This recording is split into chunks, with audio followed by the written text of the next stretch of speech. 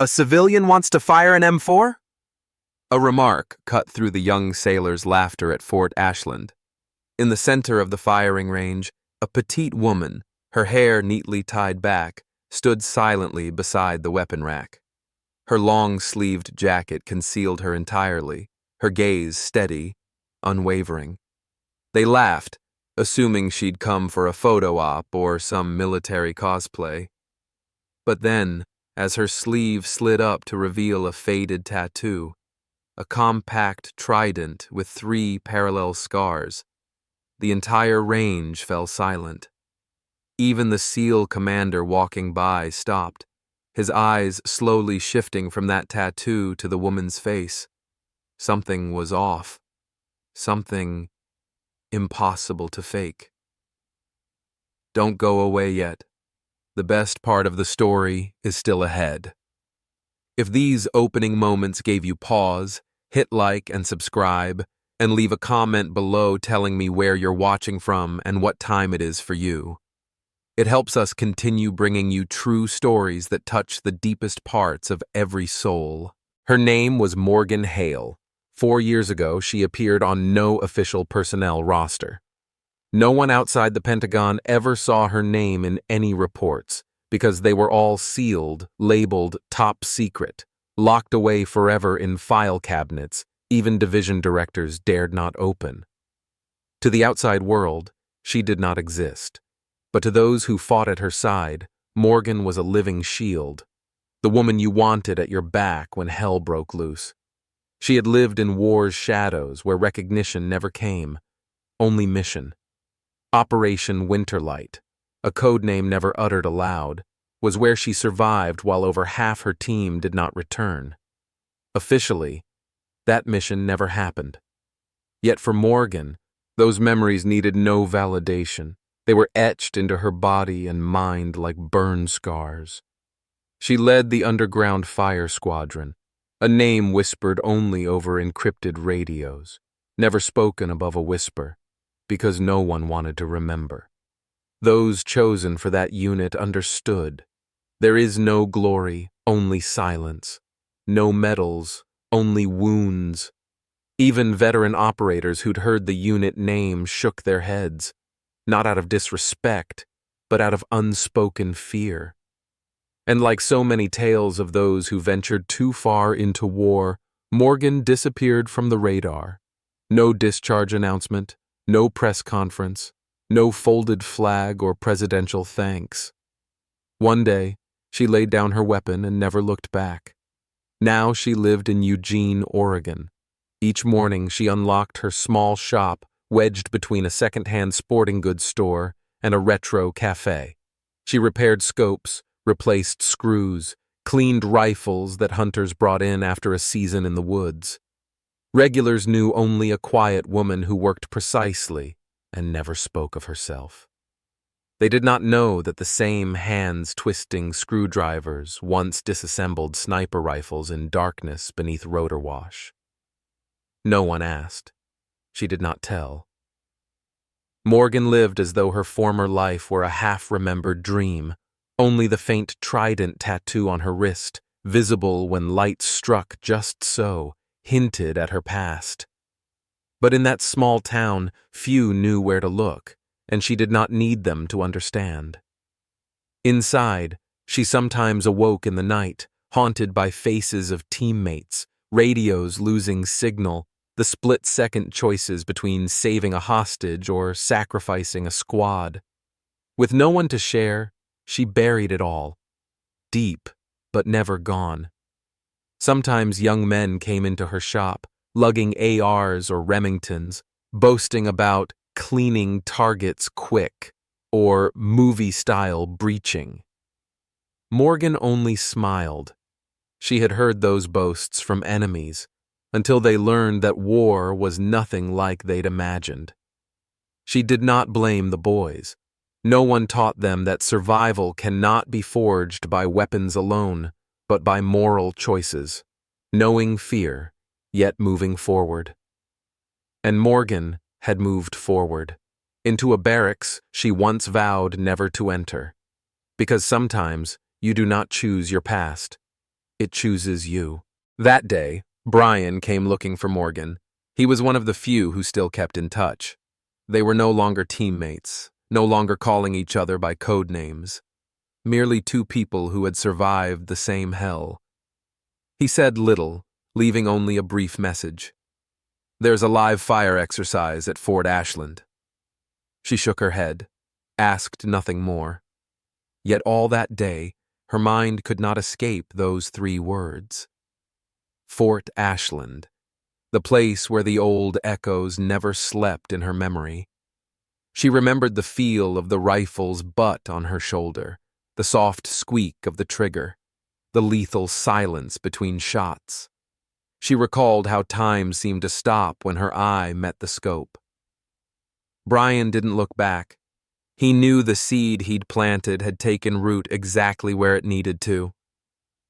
The next morning, she showed up, not from curiosity, but because a part of her instinct had reawakened. Morgan did not walk to the center of the range. She stood behind the safety fence and watched. The young soldiers, most of them never having known real combat, handled their weapons as if playing with power. Laughter rang out, awkward jokes thrown like grenades. She felt no irritation, but she knew something was missing. No one noticed her, a small woman in a faded hoodie, standing silently at the edge of the range. To them, she was just an outsider, perhaps a relative of one of the troops, nothing remarkable. And that very ordinariness was her perfect camouflage. An unattended M4 carbine lay on the rack, immaculate, new, cold. She regarded it as one might an artifact. Without asking permission, she stepped forward. Her hands rose and gently lifted the rifle. Her thumb clicked the safety. Her index finger brushed the trigger, then withdrew. Mechanical motions heavy with memory. She knew every contour of this weapon, every vibration, every kick. One of the young soldiers turned, his gaze a mix of mockery and disdain. "Want to give it a try? Go ahead. Just don't make a fool of yourself." His tone bore no outright malice, just the practiced flippancy of those who assume they know more than they do. Morgan said nothing. She didn't need to. She lifted the rifle, stepped to the firing line, a motion so ingrained her body moved before her mind registered it. No one guided her. No adjustments were required. She aimed at target number 4, the furthest mark. 5 rounds. She did not count, yet each shot rang out as though part of her flesh. No hesitation, no falter.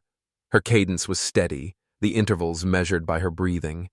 When the 5th shot echoed, the entire range seemed to hold its breath. Morgan lowered the rifle and replaced it on the rack. No one asked a question. No one laughed. No one spoke. A soldier sprinted to inspect the target, then froze, calling others over. Target 4 bore a single hole, a perfect circle, dead center, its tear wider than normal, wide enough to tell the story that 5 bullets had traveled the same path, piercing the same point. Morgan did not look back. She watched the target from a distance, her face unreadable. She already knew the result. This was not bravado. It was simply a truth. A part of her had never died, even if it had lain buried for 4 long years. Gradually, the soldier's eyes turned to her. No more jests, no more commentary. Only silence, her constant companion, now endowed with its own voice.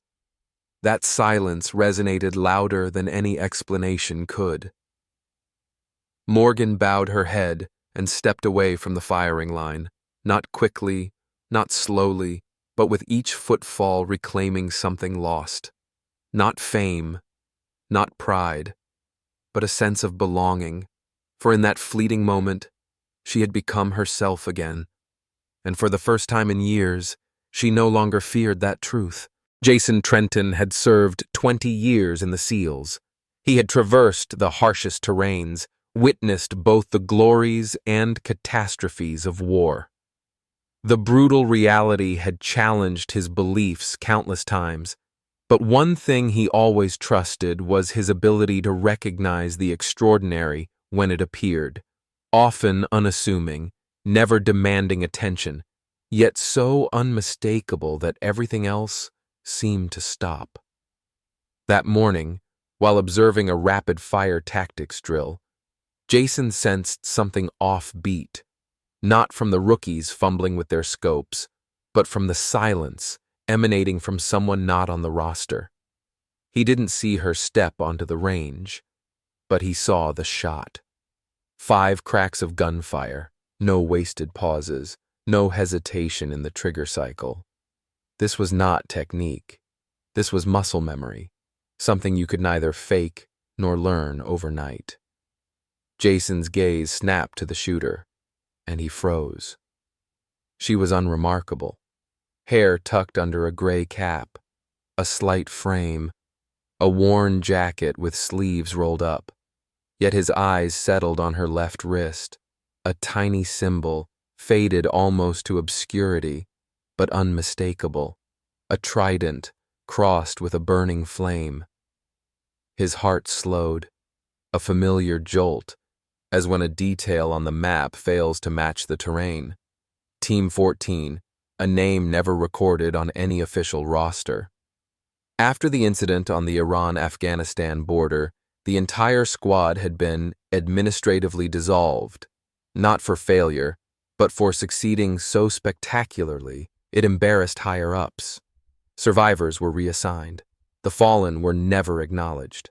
And Ghostfire, the codename whispered through intelligence circles, was assigned to the sniper who alone had survived that impossible mission.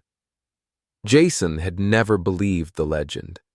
He thought it a military myth to boost morale, a female sniper in a top-secret unit, the sole survivor of a no-way-out operation. Too many mysteries. Yet now, he no longer doubted. She stood before him, no name tag, no uniform, only her shooting stance, which made any explanation superfluous. And that tattoo, which proved an irrefutable truth. She had been part of something greater than anyone in this camp could ever know. Jason did not approach her then.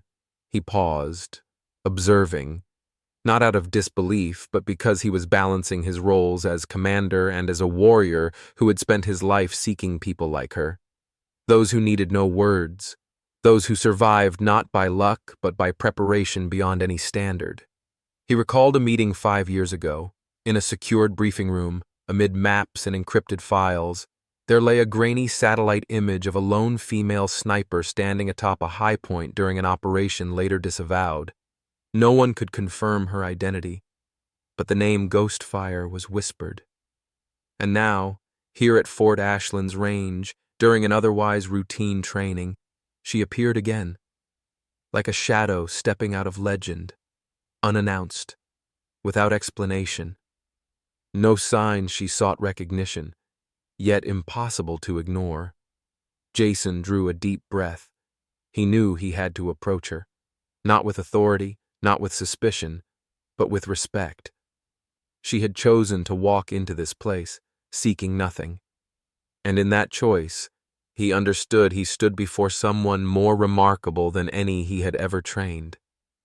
He straightened his cap and stepped toward her, not quickly, but with the unmistakable purpose that her silence was about to speak. He did not know what she would say, perhaps nothing at all, but that did not matter. Because some truths, once seen, need no words. And she, the woman bearing the faded tattoo of Team 14, had just turned every doubt Jason had harbored into undeniable reality. Dear viewers, take a moment to relax or grab a glass of water before the story's next twists are revealed.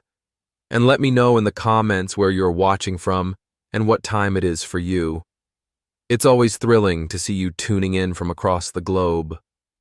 Comment 1 if you enjoyed the story, so we can keep bringing you more great tales. After the shoot, Jason approached. He carried no suspicion, no curiosity, only the quiet of someone who knows the weight of recognizing the extraordinary at the right moment. He stopped 2 paces behind her. No superfluous gesture, no sound beyond steady breathing. She turned. Their eyes met. No introduction was needed. He spoke her name. Not Ms. Hale, but Morgan Hale. A beat passed. Then 2 more words, low and laden. Ghost fire. Morgan did not blink. She only nodded. A nod that confirmed and denied all at once, as if neither explanation nor apology were necessary. Everything was already understood. Jason asked nothing further. He offered only what was needed, an official invitation from the base commander. She could leave after today, and the silence would return. Or she could stay. To lead, to guide the next generation. No medal required, no title demanded. Morgan looked at him, her gaze steady. Part of her felt buried, another part waiting for one last purpose. Faced with 2 choices, to hide or to share, she chose what reminded her that she still mattered. She nodded. No ceremony, no announcement. Days later, Morgan held her first class in a dusty warehouse behind the main training grounds. No slides, no paper theories, just live weapons, paper maps, and eyes that have seen too much to trust simulations. Her class was small. Only those selected, or those punished, attended. But word spread fast. No one knew who she was, yet after leaving her room, they knew they had to change how they thought. Morgan spoke little. She did not recount feats, did not describe missions. She presented scenarios, placed them in the moment, and watched them react. Too slow? You die. A wrong guess? Your team gets shot. Not decisive? The hostage dies. She did not need to shout, merely standing silent, her gaze pressed upon them like the gray zone between life and death. That silence was not deficiency, but the space needed for them to realize, in real combat, noise is often the last thing you hear. She wrote on the board 1 line. You have only one decision to survive. Underneath, nothing else. They waited for explanation. She said nothing. She stepped forward, placed a rifle on the table, spread out a neighborhood map and 2 hostage inside building diagrams, and said, "Do it." The young soldiers faltered one by one. Some fired on the wrong target. Some were too slow. Some hesitated. No one was berated. Only Morgan stood there, her gaze neither accusatory nor pitying. She simply drew a slash through each name that failed. One day, in the midst of training, a trainee paused and asked Morgan a simple question. Why are you teaching us? She did not answer at once. She only looked straight into his eyes. 1 second, 2 seconds. Then she spoke, her voice not loud, but each word weighted like stone. Because if I don't teach you, no one will. That answer went unchallenged. Yet after that day, the trainees began arriving earlier, taking notes more diligently, no longer joking during breaks. Not out of fear of her, but out of fear of what she had seen, had endured, and never wanted others to face. She did not change her methods. She did not demand obedience. But everyone who passed through her class carried away something more than skill. They carried a realization of the true cost of being unprepared and the greater cost of having no one to prepare you. Morgan sought no redemption. She did not view herself as an inspiration. She taught for only one reason. It was the only thing she could do to ensure that what was lost would not be in vain. Within weeks, what happened at Fort Ashland spilled beyond the base. It threaded through seasoned instructors' afternoon teas, whispered in the operations office, even seeped past official report channels. No one spoke openly, no internal bulletins, no formal commendations, yet everyone knew something was changing. They murmured of a woman with no rank insignia, no medals on her chest, yet whose mere presence straightened the backs of the youngest recruits. A woman who didn't exist on any roster, yet appeared at exactly the right moment, where she was needed most. They knew no name, no title. They merely referred to her by the unofficial moniker, Ghostfire. Some trainees began their own inquiries. They found nothing. Her records were blank, every trace erased. But that very void made them believe rather than doubt. For the most dangerous often leave the fewest traces. And those who had met her gaze on the range knew this. No one can fake that kind of pain. Those who once mocked her on day one of training no longer dared to mention it. They were not reprimanded, but each time Morgan's eyes swept past, they remembered standing too close to a truth they were not yet mature enough to grasp. And now they simply fell silent and learned.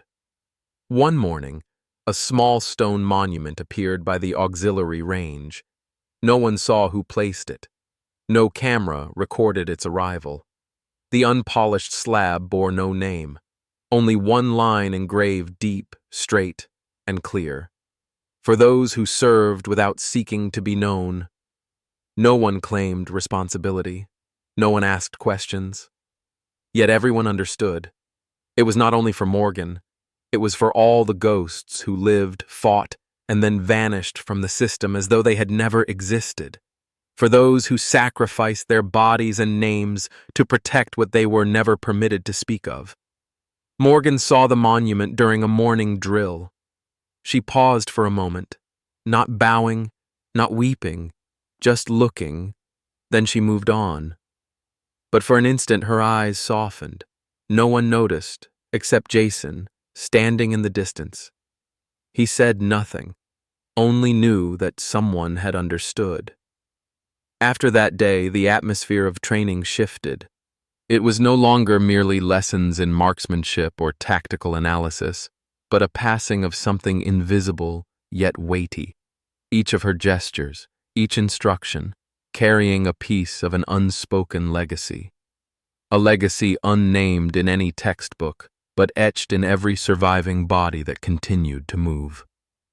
More and more soldiers attended Morgan's sessions, not out of obligation, no roll call, but they came, and they listened, because there was something in the way she stood, the way she observed, the way she posed questions, that made them realize. Here was someone who had stared death in the face and yet remained wholly human. One evening, Jason stood before the monument. His hand rested on the inscription, as if touching an unnamed memory. Within him, questions still lingered unanswered. But one thing he knew for certain. Morgan had not come to Fort Ashland to seek recognition. She had come for a purpose far greater. And somehow, her silence had sent ripples louder than any slogan. Morgan never learned who placed the monument. She did not need to. Because for her, it was not about credit. What mattered was that the young soldiers were discovering that some things in the military cannot be measured by performance reports, but by how you maintain your dignity in the darkness. And each time she passed the monument, she did not pray, nor did she stop. Yet something within her felt lighter, as if, at last, the burden she carried had been laid to rest, if only in part. And that was enough. 6 months had passed since Morgan Hale first laid her hands on an M4 at Fort Ashland. a span long enough for rumors to subside, for curiosity to give way to respect. But for her, those 6 months were not a parade of recognition. They were a silence in which she faced herself. She had changed little. The same austere training, the same quiet clarity in her voice, the same eyes that made every trainee weigh each choice they made.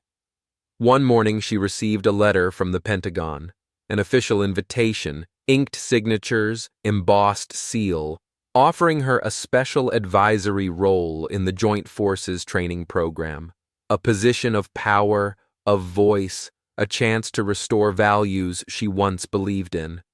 Yet she folded the letter without a second reading. Morgan did not reply immediately. She set the missive in a drawer beneath old files and faded photos of her former squad. Ghosts no one remembered. Days later, she sent back a single line via secure channel. "I teach what no manual contains. Here." No further explanation. No apology. Just a truth. Fort Ashland had become the only place she wished to remain. Not because it was safe, but because here she knew every word she spoke could save someone someday, on some battlefield, in the split second when no one else could decide.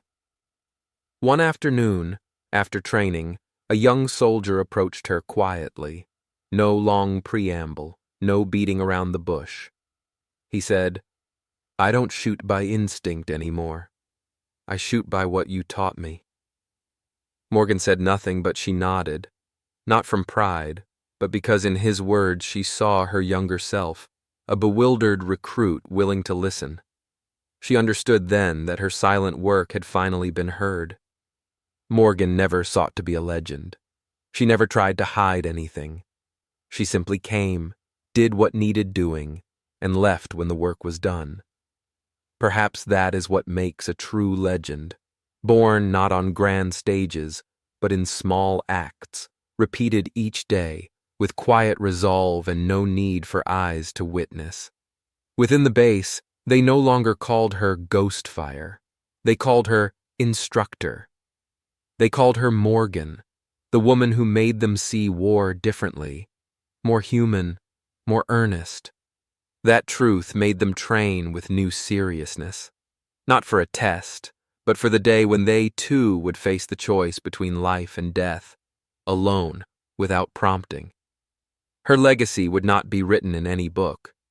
It lived in the way trainees double-checked their weapons, in the glance they shared before entering a simulated zone, in the hush that fell when a rookie fell in drill, and in how they rose without a word, understanding that combat is not about proving yourself, but protecting others. One late afternoon, Morgan stepped onto the range and watched the shadows of trainees perfecting their final drills. She did not step forward. She simply stood. A soldier glanced her way, then turned back to his task, focus renewed. No one rushed to ask advice. They knew the answer must be found within, through every mistake. In her heart, there was little regret left. Some wounds would never heal, but at least they were no longer burdens. They had become reminders that what she endured, what she sacrificed, would not be forgotten. When you once belonged to something the world refused to name, you learn to live without recognition. You learn that truth, once seen, persists on its own, just as she did. Morgan's story does not end with a final chapter, but if you ever set foot in Fort Ashland and hear the hush that falls at the mention of the little instructor, you will know there are legends not written in history books, because they are etched each day in the memories of those who survive. If this story moved you, please subscribe for more. Leave a comment sharing your thoughts, and share this video with your family and friends in the United States. We'd love to know where and what time you're watching from. We cherish each of you who listens to these quiet memories.